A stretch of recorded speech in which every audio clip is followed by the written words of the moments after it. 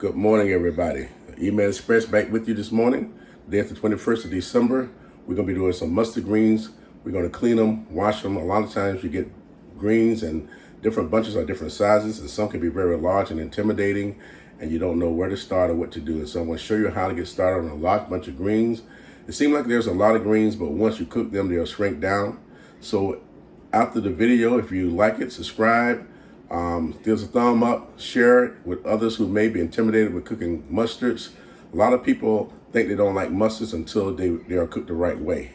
And so I'm going to show you how to cook mustards the right way that they'll be enjoyable, southern, soul, however you want to put it. But follow the video, learn how to cook mustard greens. Everyone has a different technique. I learned from my mother-in-law. She makes great mustard greens. So she told me her little secrets to how to make great mustard greens. And once I began to make them like she instructed me, they came out fantastic. They was already good, but now they're very good. And so we ask that you subscribe, like, share the video. And without further ado, let's get started and see what it comes out to be. All right, we're back. We have a large bunch of mustard greens. When I received the greens, I thought it was 4 bunches in one bag. There's only 2 bunches. And so first of all, we're going to cut off the bottom portion of the greens and put them to the side. This here, after I do a little work with these, this will go to the compost. Will help me to produce compost for my garden next year. All right, we're going to take the rubber band off the greens. And what we're going to do, we're going to take the large portion of stem. We're going to leave some stem on, but we're going to take a large portion of stem off. That right there will also go in the compost pile. We're going to keep this and we're going to cut them up so that they'll be manageable in the pot. But with mustards, you don't have to really cut them up as bad or much as you do collards, because like I say, they shrink. And so we're going to take majority of the stem off of them so that when we cook them, it won't be stemmy. Stemmy has the fibers in them, and so you will have a lot of fiber. You let them stay. You may hear me sneezing sometimes through the video. I'm having sinus issues. The weather changing. It's starting to get cold here in Florida. So we're the deep south. As southern as you can get in Florida, pretty much. So we're gonna cut them largely in the sections. And I can tell these greens are very clean. A lot of times you get mustard greens and they'll be very sandy, but I don't feel any sand on those, so that's a plus today. You can at all find some greens that are not dirty. If they are dirty, it's gonna take a long time, many washes to get mustards clean. They're not like collards. See, like the dirt hides in the leaves. And so we're just really removing the large stems. You know, I have not found as many bugs on mustards for some strange reason. I don't know if bugs don't like the taste of mustard. Some people don't like the taste of mustard, so that might be it. It's not like spinach, it has a different flavor. I like all types of greens, so I might be biased. But it's cut them in big chunks. They be managed in the pot. Some people leave them whole. That's certain, that's fine. If you like your greens, mustard greens whole.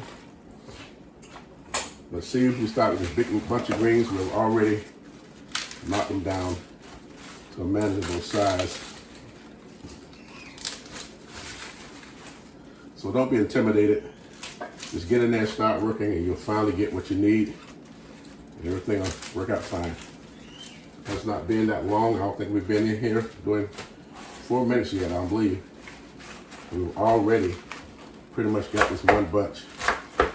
Now on my videos, you'll see me cooking a large amount of food. I have my son and my wife and I, we're living here at the house, but I have 4 other guys who I provide food for also, and the staff. And so we had that's 6 more people. So right there, that's 9 people. Then I have 3 daughters. One is a family of 4. So they come over and get some food. So that's right there, that's 13 people. Then I have a daughter that comes over by herself, and I have one that has a son. So that's 16 people. Then I have sisters and brothers who may come over and get a plate. And so when you see my videos, you see me cooking a lot of food. It's not that many people living in my house, but I provide enough food for those who might want to come and eat. And so I'm always cooking more than what I have need of. And if I don't use it all, I use the rest of it for leftovers for the next day. Or I cook something the next day and have leftovers the 3rd or 4th day. And so nothing goes to waste. All right, and so we got that portion taken care of. Now the part I cut off, a lot of times I will take these, go through them, and just pull the greens off the bottom portion. And so go right in there and just pull them down. So one day I will start cooking smaller pots of food, so those who have smaller families can see just what it takes. But if you're looking to cook for a holiday or a special occasion, follow my videos. It'll give you the right portion, at least feed 20 people. I wrote a cookbook maybe about, I say 20 years ago for my family. It's a holiday cookbook. And I gave it to my daughter when she left home, and her friend confiscated her book. So she called me and said, "Dad, I need another book." Well, my friends got my book, and she's not giving it back. She knows that she cooked good food. And so I given her another book. Made a copy, gave her another book, and then I wrote a second edition to my holiday cooking, because over the years we changed our seasoning and techniques of doing things. Some of the things are still the same, but this year I'm trying to go back to how I used to cook when I was younger. I remember the taste. The food was very enjoyable. Not enjoyable now, just it had a different flavor and different seasoning. And so I want to reminisce about how I used to cook when I was in my early 20s. And so I pulled out the cookbook, or I went to the computer to pull the cookbook out, and realized that I did not have the original program that I had a document. But I did have some copies that I sent my son, emailed my son. And so I was able to pull some of those up, but a couple pages was missing. I was doing some winter cleaning, went through one of the file cabinets and found a complete book with all my old recipes in it. And so I was able to download that back into the computer, scan it back into the computer. So now I have them. Well, it was touch and go there. But I learned how to write down my recipes, because like I say, I was taught at an early age how to cook from my mother. She was a fantastic cook. So a lot of recipes back then was really her recipes, or the way she did things. And when I started working at a university, I picked up other techniques, how to season with different stuff. And so nothing like your home cooked food, or how your mother does stuff. Everybody think your mother's food is the best, which to you it is. That's what you grew up on. So it's kind of hard to compare one person's food to another, because everyone has grown up with a different taste, a different requirement, a different expectation of food. And so like I tell people, I like the way other people cook, because it gives me a different taste. And so I don't get tired of eating my food because I try to replicate other people cooking. Neither do I get tired of eating people's food when they cook, because... All right, y'all, I'm back. My phone rung, so I cut the video off. But I was saying about eating other people's food, because I like the way, some people say, my food is not as good as yours. I say, but I like it because it's different. And everyone has a different way of seasoning, and I just like hearing people saying, oh, this food is not good because it does not taste like theirs, you know. And so, you know, you need to be objective when you're eating people's food and realize that their food is not supposed to taste like yours. They didn't use the same type of seasoning, and you may think you're the best cook it is. I think I am, you know, but I do like other people's food. And so we have to be careful that we, you know, while we're eating food, we build up this attitude that we can't not enjoy the food because it's not what we're used to having, or it's not seasoned the way we normally season stuff. There's different ways to enjoy food, you know. Texture may be better than yours. I've had people who have cooked chicken. It was very moist. Was not seasoned quite like I would like to have it seasoned, but it was so moist and delicious, so I gave a chef a compliment because it was moist and it was delicious. You know, it was mine, but it was good. And so we have to be so careful that when we're looking at videos and we're getting people ideas, that we don't be so judgmental that the food, oh, I do it different than this, and I do it better than this, or I do it different ways, and you don't realize that try it that way and see how you like it. It may not be better than yours, but it may be better enough that you can enjoy it without, you know, having a lot of salt. Enjoy it without having a lot of seasoning. You know, a lot of people, I've had people do different stuff and they put all kind of meat and things. And I tell people, I say, you know, when I eat spaghetti, I'm so used to eating spaghetti without sausage in it, without shrimp in it. I just want plain hamburger. And one day my daughter cooked some spaghetti and she put sausage. She's very particular about her sausages. And she cooked hamburger, she put sausage in it, and I'm telling you, it was delicious. I found myself putting sausage in my hamburger, and I'm like, what is going on here? You know, but it was delicious. It was good. I really enjoyed it. It was a different flavor. And so a lot of times we're so skeptical, or we're so stiff-hearted and, you know, and changing till we won't try other people's things and find out, even though it's not your particular way of liking stuff, it's still good. You know, and I will always tease her about, you know, her cooking and my cooking. You know, she's a fantastic cook. Shout out to her. All my girls are great cooks, you know, but I just thank God for them being willingly to cook now. It was a time when they was younger, I would try to get them in the kitchen to cook. They did not want to cook. Now they're older, have families of their own. They're always calling about different recipes and stuff. And I tell them, I said, you need to find out how your mother cooked. Your mother's a fantastic cook. She's a better cook than I in certain things, you know, but it's not her forte. But her mother's a great cook also, but she doesn't think she's a good cook. And because we don't have that confidence in ourselves in cooking, we tend to praise other people and not realize the gift that God has given us. And so I'm just showing you how you can do greens. And you're just going to wash the greens back and forth and keep looking at the bottom of your sink once you get through washing the greens to make sure there's no residue of sand or any kind of anything at the bottom, but it's pure, clean water. And once you do that, the greens are done. And so I'm going to do one bunch of the greens because I don't want to intimidate you with two large bunches and you think, you know, I'm not going there, that's too much. And a lot of times you can cook a big bunch of greens like this and you don't need it all. Put them in a Ziploc bag and put them in the freezer, just like this. Don't blanch them, don't do anything to them. Just put them in a Ziploc bag in the freezer. And once you're ready to cook your greens, you get your meat and your water ready.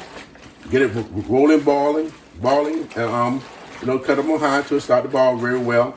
Take your greens out the freezer, open up the plastic bag, Ziploc bag, cut it open, and just put it in the pot, put a lid on it. Once they defrost or you know, melt in that hot water and keep it up on high, it's just like you just tuck them right out this sink here and put them in the pot. So all that blanching, a lot of people do a whole lot of stuff. That's the way we were taught. But when you buy greens from the store, they're not blanched. You buy vegetables from the store, they're not blanched. They're just frozen, quick frozen. And so try that.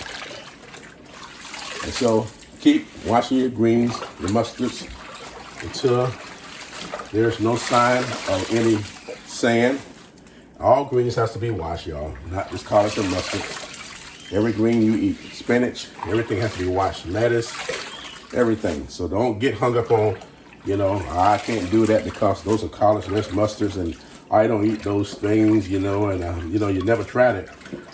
You know, you don't know if you like it or not till you try it. I have a young lady who took raw chicken and she boiled it in a pot. She added her collard greens to it and she slow cooked them. And I'm telling you, it was delicious. And I'm like, I have never had greens cooked with raw chicken before. Well, you know, chicken, not smoked chicken, and not smoked meat. And it was delicious. And so those who are health conscious and think that you need smoked meat or you need fat meat or all that kind of stuff, just get some chicken and boil it. Season like you normally would do, boiled chicken or whatever. And put your greens down in it. And like I say, these greens are really clean. I don't see any signs of sand or anything down here. And so what I'm going to do, I'm going to fill this side of the sink up one last time to ensure we have our greens ready. And I'm going to take these greens and I'm going to put them in a plastic bag. I have a 2-gallon Ziploc bag. I'm going to put in 2-gallon Ziploc bag and I'm going to put these in the freezer.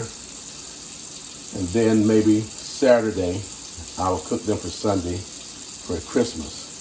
So I'm just preparing myself today, which I say is the 21st, Wednesday the 21st. And we're just getting ourselves, last Thanksgiving, I did not have opportunity to prepare like this because my refrigerator went out and I didn't have anywhere to keep a lot of stuff, and I cooked a lot more food than I'm cooking now because I had a lot more people over for Thanksgiving. And so right now I'm preparing myself for Christmas. I'm going to cook about half of the amount of food. We're going to start with, I had 4 bunches of collards and 4 bunches of mustard for Thanksgiving, and we're only going to do 2 bunches of each. So we're going to do the greens today, get them prepared, put them in the refrigerator. They should last in the refrigerator for at least 2 or 3 days without, you know, turning, now that they are washed and repackaged. And they should be hydrated from the, hydrated because of the water that we washed them in, so they should be fine. In the event that I see them starting to turn, I'll go ahead and just cook them earlier if there's an issue. But for the most part, they are fine. And that's how you wash collards or mustards. Very simple. That's how you pick them. There's a time that we would pick greens and you get exhausted picking greens. You know, there's always an easier way. And so I'm going to post this showing you how to wash mustards. And we just keep doing it over until we find out there's no more sand to the bottom. Most time it takes about 4 to 5 times when they're really sandy, maybe 7 times. If they're really, really sandy. I tell you, if they're really sandy, go outside and put them to the water hose and rinse them out the door. You know, get your a lawn chair, sit them in the lawn chair, and rinse the whole bunch out. If they're real sandy, let them drain, and then bring them in the house if they're really sandy. But if they're not too sandy, because these don't have any sand on them. And so I'm very grateful for that. This, how we do is go back and forth until you don't see any. And that's how we do our mustards. And then I'm going to show you.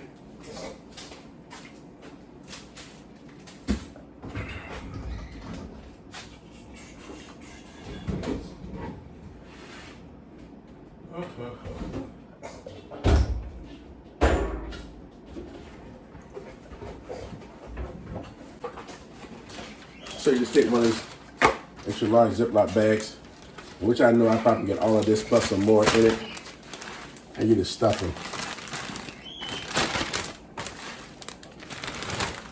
Take this bag, after you stuff them with greens, put it in the refrigerator, seal it up, mash all the air out of it. You know, you zip it up as much as possible. I'll show it to you in a second.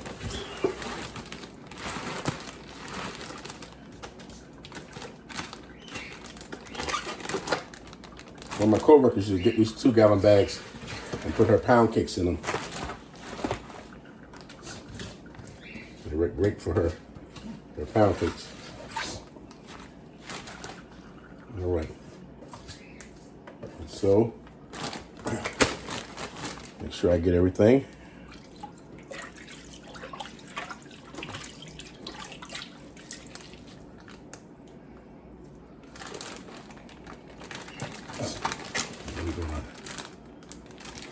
Zip it up.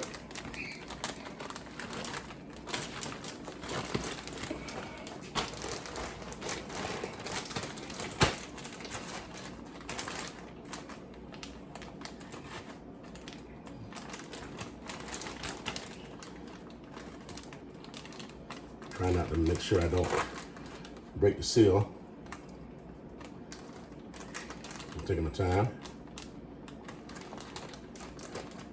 You know, we pray for a cold on Christmas. We throwing a monkey wrench in mine. So now, yeah, see it's coming loose there. Let's see, can we fix that?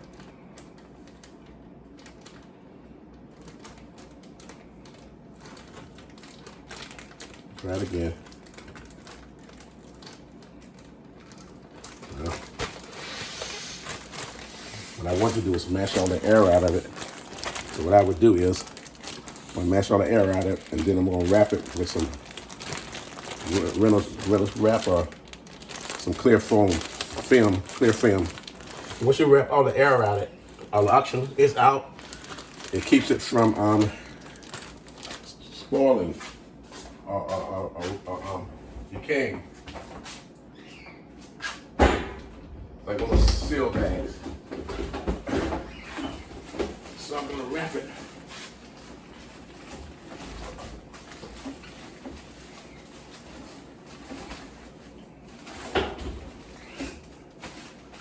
All right. Now I wrapped it so no air will get in it. Put it in the refrigerator. It should be fine for 3 or 4 days. And we'll bring you back when I start cooking them. All right, we're round 2.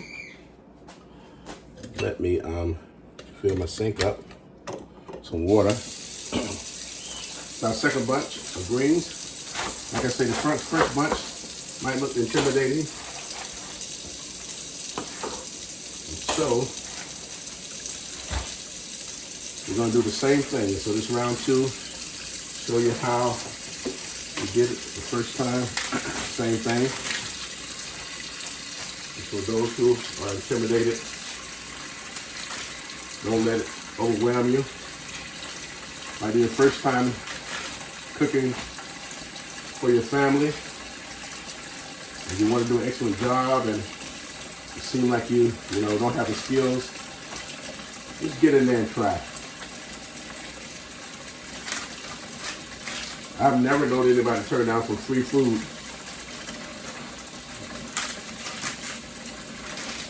So you get in there, do your best you can, and tell yourself you can do it. I'm pretty sure it'll turn out all right. So we're gonna just cut these up in manageable pieces. Like I say, you don't have to cut them as fine as you do collards, but you do want to cut them up so you can manage them a little bit better. All right, push those down there. We'll proceed with the rest. Look at, we're already pretty much finished with these greens. We just got started. Like I said, a lot of times stuff look hard, but you got to just get in there and get started. Stop trying to think you can't do it. If anyone else can do it, you can do it too. I tell people all the time, you got 2 hands, 2 legs, whatever the case may be. We're starting out with equal playing fields. Your mind work, you can perceive stuff. Get in there and try. Stop saying that you can't do it. You do all things.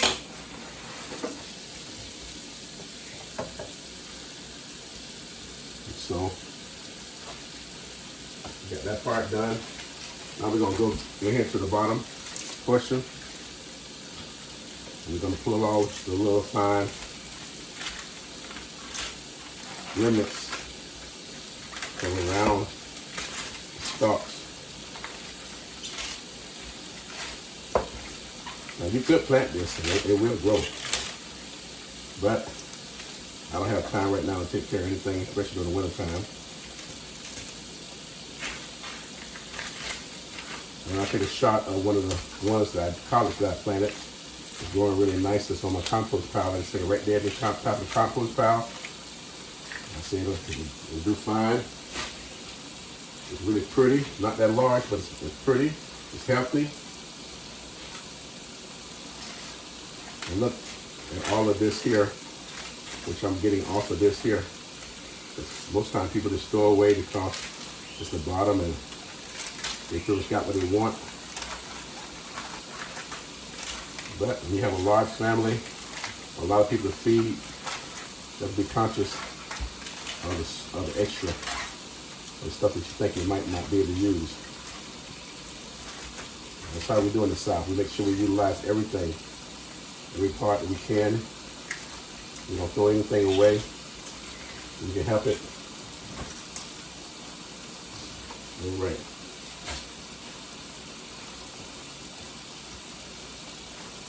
So all we're doing now is going in. I'm gonna cut that up in manageable pieces. And that's it. Like I say, I don't feel any grit, any dirt.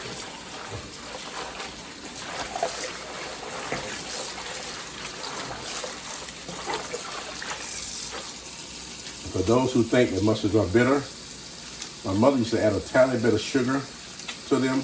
When I first ate them, she made them sweet. So she made them palatable for me. It was my first time I remember eating them. She made them a little sweeter. You know, so my first time eating mustards, they was a little kind of sweet. I enjoyed them, I'm telling you, they were good. But I don't put a lot of sugar in them now. My wife does not like sugar in hers. My mother doesn't use sugar. But I remember the first time my mother cooked them, they was sweet. Not overly sweet, but you know, for vegetable sweet. Maybe she used, I'll say 1/3 cup of sugar, maybe, or less. Just something to take the bitterness off it. So that's something that you might want to do. If you feel like they're too bitter, you don't like them, add a little sugar to them and see if that makes them better for you. And doing the same thing I did earlier. Just washing them, rotating them, making sure all the dirt and grime or whatever's on them. And like I said, these didn't have anything on them. Wherever she got them from, they did an excellent job of cleaning them. Another thing happens if it doesn't rain. You know, when you pick them while there's not a rainy season or whatever, a lot of rain or irrigation, get a lot of dirt that splash back on them.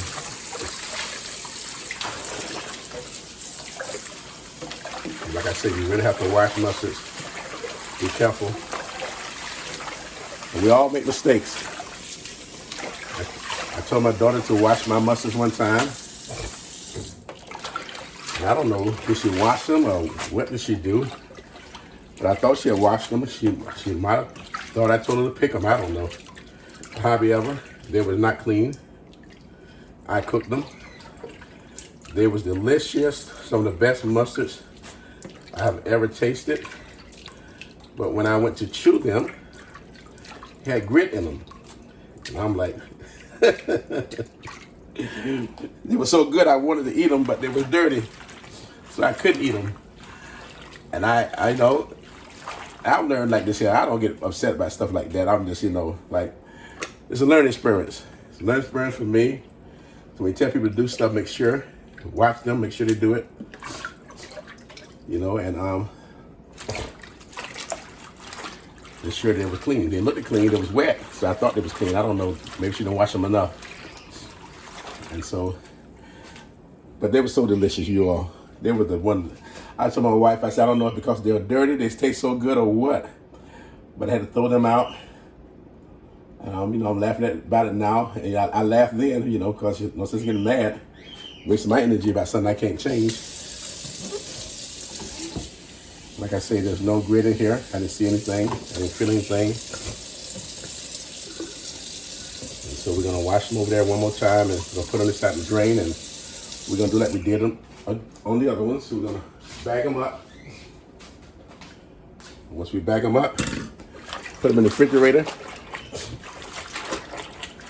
and that's it. Let me tell you all, everybody makes mistakes. Everyone assumes, and so you can't stop doing stuff because you made a mistake and someone laughed or someone got upset by you making a mistake. You got to hang in there. You'll get better. I should burn food. I still burn food. Get in a hurry, get busy doing more than one thing. I was telling my wife, I said, if your mama don't burn any food, it's not good, because she's so busy doing stuff that she, forget she got a pot on or time has elapsed, and she always burns stuff. But like I said, she's a great cook. She's one of the best Southern cooks I know. Every time she cooks, everything is good. She may mess up a little on maybe the rice or something like that every now and then, and it may be intimidating to her, and maybe because she wants everything to be perfect. And those who want things to be perfect, you all have the hardest time continuing to do things if it don't turn out like you think it should turn out. I was thinking about how many times that we eat strawberries and chocolate together. I say, but I have never tasted a chocolate cake that looks like a red velvet cake, but it has strawberry flavor in it. I was thinking about that last night. And so by Friday, I'm going to take some strawberry cake, add some light cocoa in it, make it look like a red velvet cake, but it will be a strawberry chocolate cake. And I'm going to see what it tastes like. I'm going to experiment with the family. I'm not going to tell them. I'm just going to make it, put it up, make it think it's a red velvet cake. And I want them to give in their honest opinion. First, they're going to say, this is not a red velvet cake. This tastes like strawberry. But how many times we eat strawberries and chocolate for Valentine's? And you can't say those two things don't go together, because they do. And so I'm going to try that and see what it tastes like. I was looking at someone make a red velvet cake, and I said, well, what if we did strawberry instead of make it red? Just have a strawberry flavor with chocolate, whatever it tastes like. And that's how we do. That's how people make stuff and come out with things that you think, would not be, you have never seen it before, but it end up being good. Though sometimes it's a mistake. Suppose I thought that was strawberry instead of red food coloring, and I just made a cake like that with strawberry flavor tasting with chocolate. And then someone say, this is not red velvet cake. Well, I thought red velvet cake, I thought that's what it was. That's how things are created. And so I'm gonna try it. From my mind's eye, it should taste good if the chocolate and the strawberries don't compete with each other.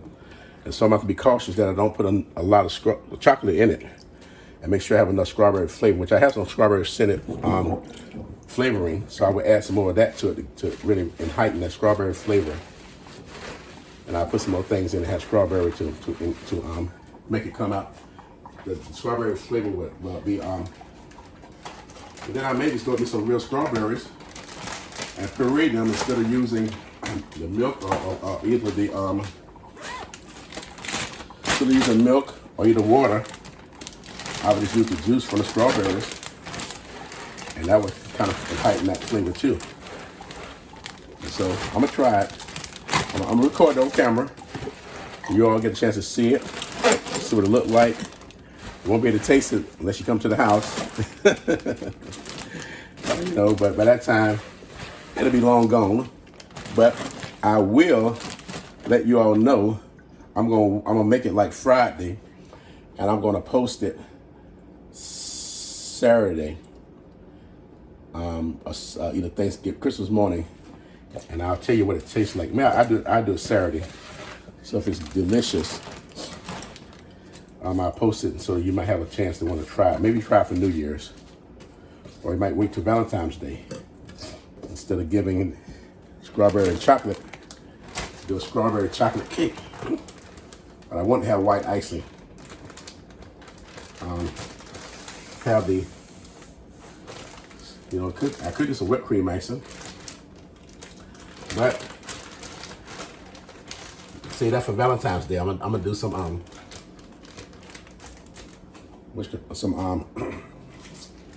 see if the zips work good. side of that is don't have much air in it. I squeeze all the air in before I zip it up completely. And that's how you want to do it if you can. And to sit this in the refrigerator, it'll last 4 or 5 days. And so I cook this the night of Christmas.